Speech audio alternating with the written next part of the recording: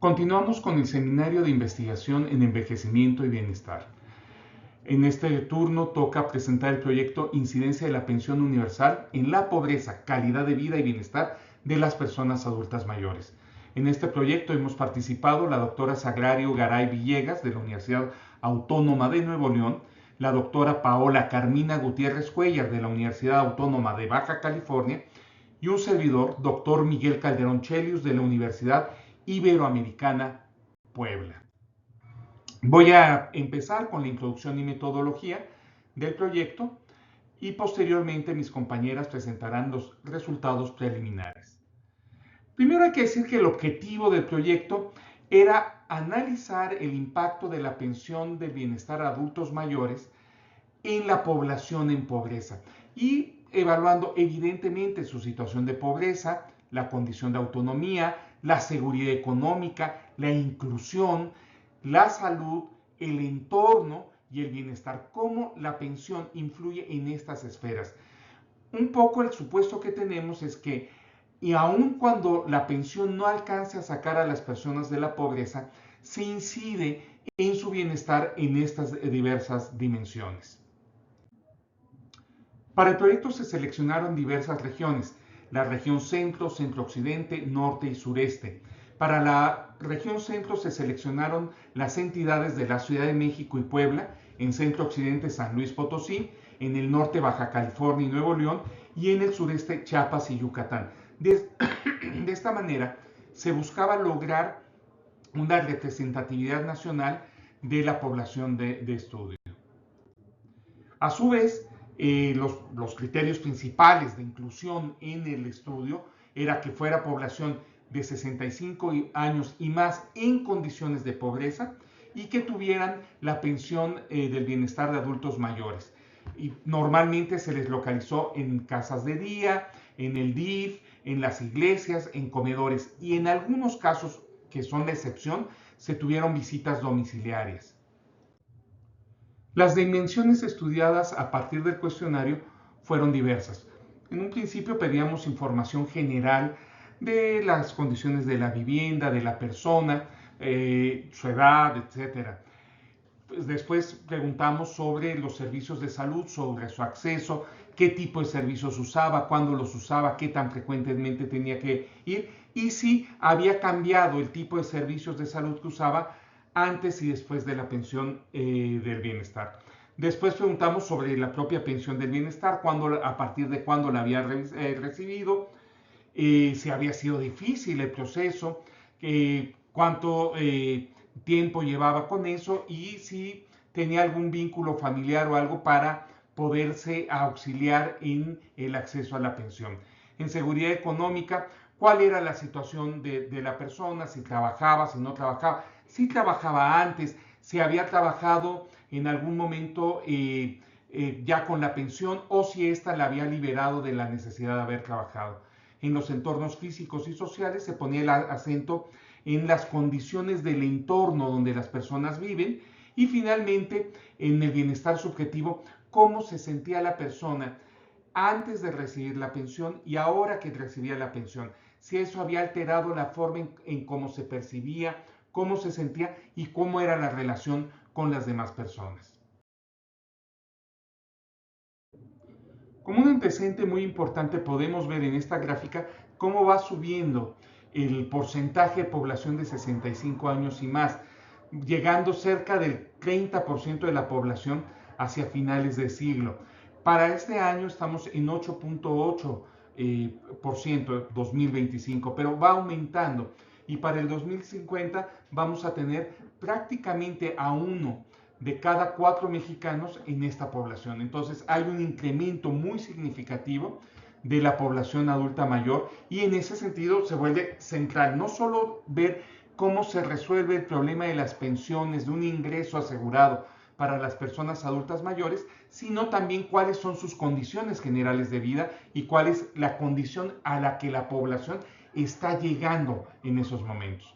Porque una cosa en la que hemos insistido en distintos momentos que es muy importante es que cuando hablamos de envejecimiento no estamos hablando de los viejos, estamos hablando de todos nosotros, de los jóvenes, de los niños, de los adultos, que estamos permanentemente en proceso de envejecimiento y que las condiciones en las que vamos a vivir van a depender de cómo estamos ahora, cuáles son nuestras condiciones de trabajo, cuáles son nuestras condiciones de estudio, qué oportunidades tenemos, si tenemos atención médica oportuna o no, y eso es muy relevante. Incluso quisiera enfatizar el asunto de la alimentación, que va a incidir de forma significativa en la salud que tendremos cuando seamos adultos mayores, cuando tengamos más de 65 años.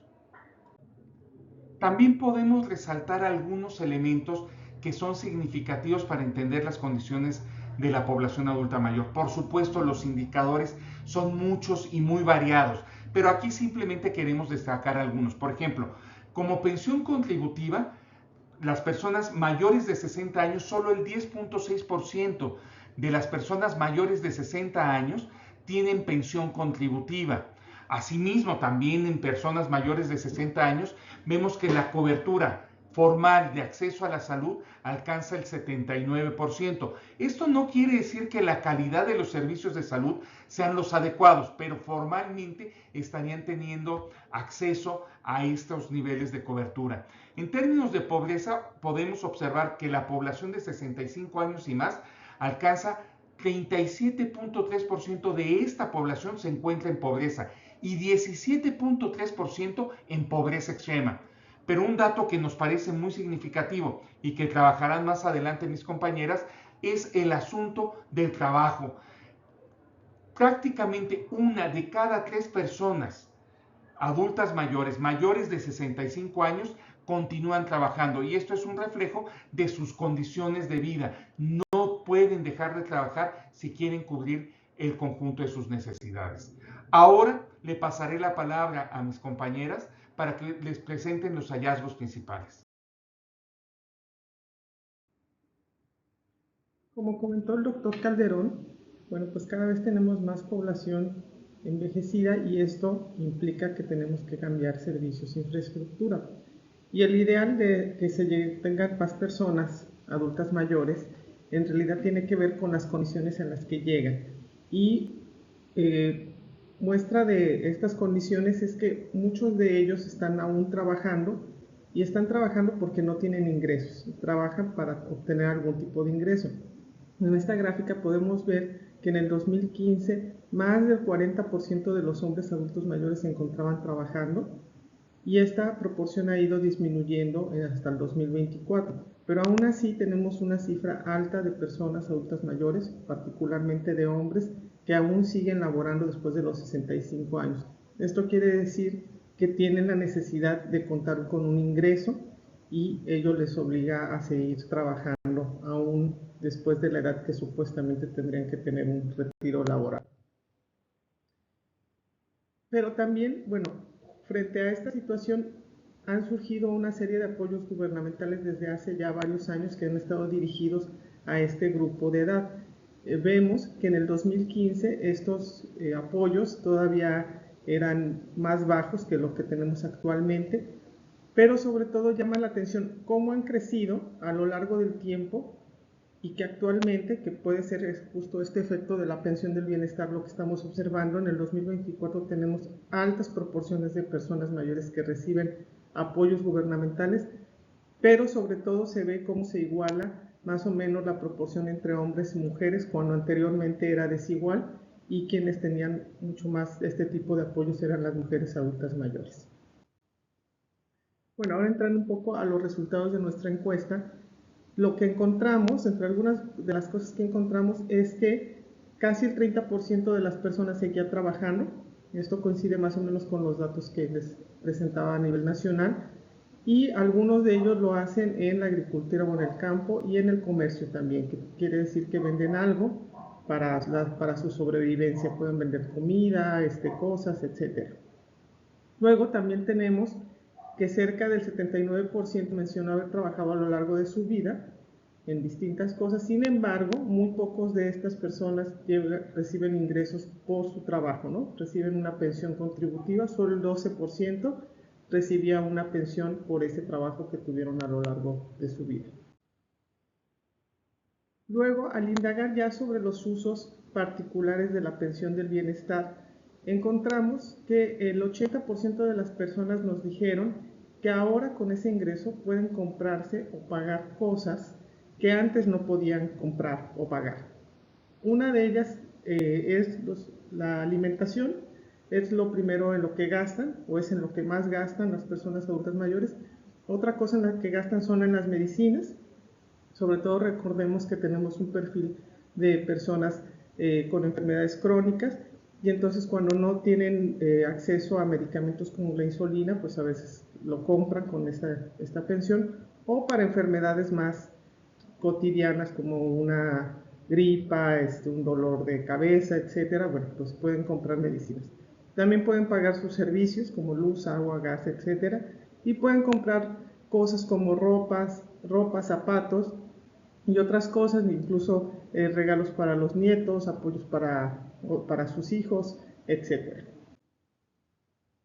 En lo que tiene que ver con los alimentos, nos llama mucho la atención en que sea una de las prioridades de las personas adultas mayores en su gasto, lo cual resulta lógico si consideramos que es una de nuestras principales necesidades humanas, ¿no? Alimentarnos, tener recursos para nuestra alimentación. En los hogares rurales vemos que dedican la mayor parte de su ingreso a gastos en alimentos, lo cual difiere un poco a veces con los urbanos, que también, si bien dedican una gran parte de su ingreso de la pensión a los alimentos, lo que ocurre a veces es que también tienen que diversificar su ingreso en términos de los gastos de servicios, que suelen ser mucho más costosos y más necesarios en las localidades urbanas.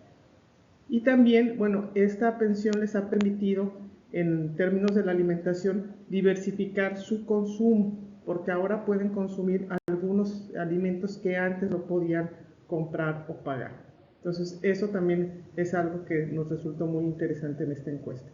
Bueno, a continuación le voy a dar la palabra a mi colega Paola.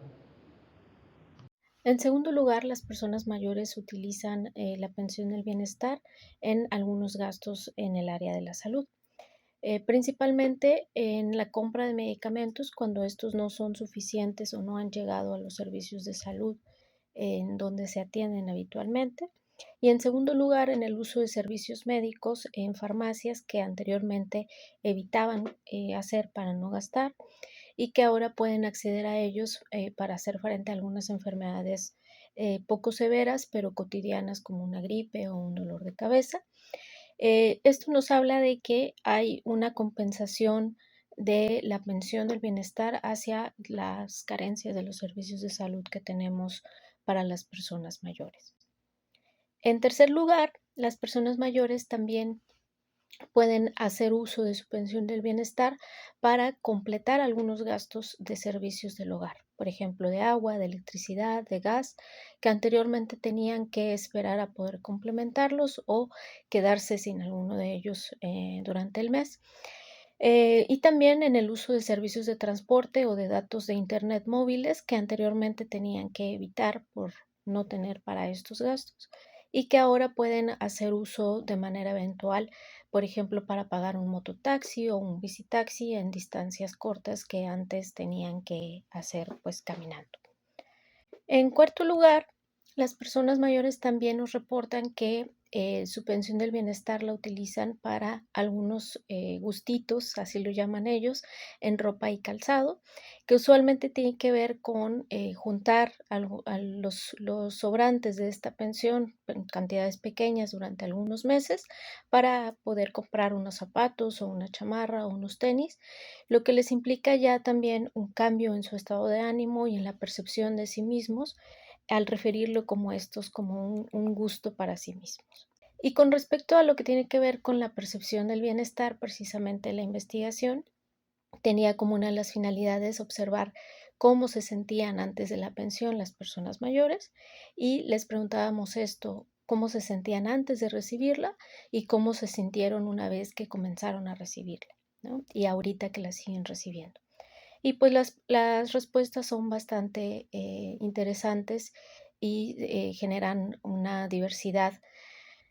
Porque primero, pues antes de la pensión, las personas mayores tenían sentimientos de angustia, de desprotección, de desesperación, de inseguridad, de sentirse olvidados e inseguros, pero con la pensión estos sentimientos se van convirtiendo en sentimientos más de agradecimiento, de seguridad, de libertad, de sentirse apoyados, de sentirse observados, de sentirse más estables e incluso de sentirse contentos y satisfechos con su propia vida. Esto implica que a pesar de que hay unos retos en donde la pensión solamente alcanza para complementar algunas cosas y no cubre todas las necesidades, sí es cierto que hay una percepción muy positiva de cómo se comienzan a sentir al tener un poco más de seguridad de acceder a estos servicios de manera continua y frecuente. En la investigación queremos presentar algunos elementos importantes. El primero de ellos tiene que ver con que nuestra investigación muestra cómo hay un avance importante en algunos de los derechos de las personas mayores que encontramos establecidos en diversos instrumentos legales en nuestro país y de manera internacional, sobre todo en cuanto a la contribución a la seguridad económica de esta pensión. Sin duda, a pesar de que esto es un gran avance, también se muestran diversos retos importantes en la investigación. Uno de ellos tiene que ver con la atención a lo largo de la vida y los empleos y salarios dignos en el sector formal, ya que la mayoría de nuestros participantes pues no habían accedido a salarios dignos o a empleos formales y por tanto no tenían otra pensión de carácter contributivo, sino que este era su principal ingreso, ¿no? O uno de sus principales ingresos. Esto implica que hay grandes retos en torno a el efecto que tienen las discusiones y la atención en los sistemas laborales, ¿no? Como siguiente reto importante que detectamos en la investigación se encuentra lo que es el servicio médico y la calidad y la cobertura en medicamentos y las atenciones especializadas, debido a que es evidente que aunque se complementan algunas cosas como la compra de medicamentos, pues esto evidencia que hay grandes retos en cuanto a la calidad y la cobertura de los mismos en las mismas instituciones de salud. Por otro lado, salta a la vista también en una indagación que hicimos sobre los entornos más cotidianos y más frecuentes de las personas mayores, cómo hay una carencia importante en la calidad de las calles, de los servicios de transporte, de áreas verdes. Sin embargo, para ellos esto pasa a segundo o tercer plano cuando hay otros elementos de su seguridad física que son más importantes de atender desde su propia perspectiva. Por último, decir que si bien la pensión del bienestar es un gran instrumento de política pública que atiende el área de la seguridad económica, es visible que no resolverá el reto social del envejecimiento poblacional, sobre todo pensando en el ritmo acelerado en el que estamos viviendo en la población mexicana, y que esto implica que a futuro habrá grandes retos sobre cómo aumentar la calidad de vida de las personas mayores. Por lo tanto, es necesario seguir pensando en generar acciones para el conjunto de la población que no solamente atiendan esta seguridad económica que es básica, sino que también comencemos a ver lo que tiene que ver con la autonomía, el bienestar y la dignidad en el proceso de envejecimiento y la vejez de todos los mexicanos. Con esto terminamos. Muchas gracias.